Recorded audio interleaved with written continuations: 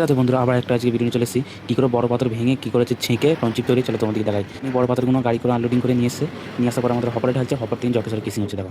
তারপর বেল থেকে ট্যানেলে পড়ছে, হপারে পরে হপার থেকে ফিটার টেনে তারপর হচ্ছে জকেশ্বরে কেসিং হয়ে এক নম্বর 2 নম্বর বেল থেকে হয়ে ট্যানেলে মালটা পড়ছে বুঝে।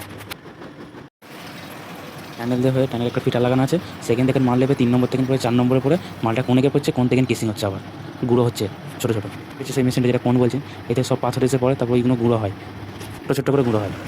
5 নম্বর বেল গুঁড়ো হয়ে মালটা স্কিনে যাচ্ছে, স্কিন দিয়ে হয়ে আবার দেখো এই রিটার্ন বিল দিয়ে রিটার্ন এসছে বড় মালটা, যে রিটার্ন এসছে ওইটা আবার গুঁড়ো হবে, ওইটা আবার যাবে, ওই জন্য রিটার্ন এসছে ওইটা। যে স্কিন এতে অনেক রকমের জালি লাগানো আছে, ঠিক আছে। সেকেন্ড থেকে মালগুলো ছেঁকে দেখো বেরোচ্ছে, এটা হচ্ছে 20 মাল।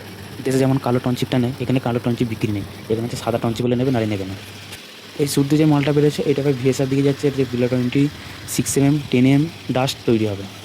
ওদিকের প্ল্যান্টের ভিএসআর যদি সব প্রোটেকশন বেলের মাল দেখতে যাও তাহলে আমাকে কমেন্ট করে জানাবে। ভিডিওটা ভালো লাগলে লাইক কমেন্ট সাবস্ক্রাইব করবে চ্যানেলটা। আমি চলছি কারণ পাথর কেসিং হচ্ছে, তোমাদের আওয়াজটা শুনতেই পাচ্ছি না, আমি আওয়াজটা হালকা করে ভিডিওতে রেখেছি। আর এটা হচ্ছে কন্ট্রোল রুম, এখান থেকে সব কন্ট্রোল করা হয়।